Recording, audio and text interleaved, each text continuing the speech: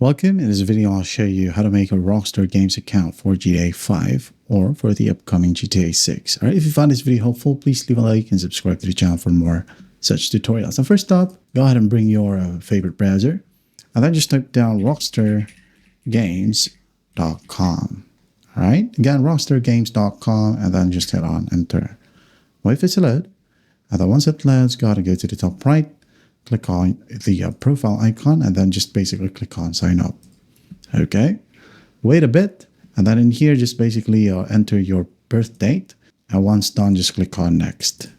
After that, read the terms and conditions, and if you're happy with it, just click on the check mark, click on next, and in here type down the email address that you wanted to be tied to your Rockstar Games account. After that, go ahead and type down a password and your nickname or gamer tag. Okay. After that, select the country or region and then just click on next. And then after that, a verification will be needed. So just go ahead and open up your email and then enter the verification code right here.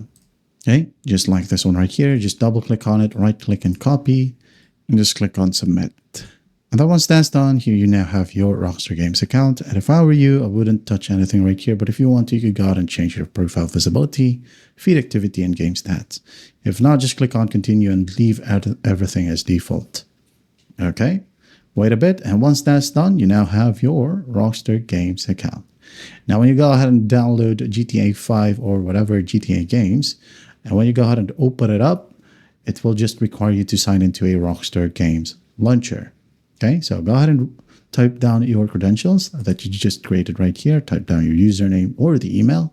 And after that, you'll now be able to play any Rockstar games. All right, and that is how you make a Rockstar Games account for GTA 5. I hope this video helps and I'll see you in the next one.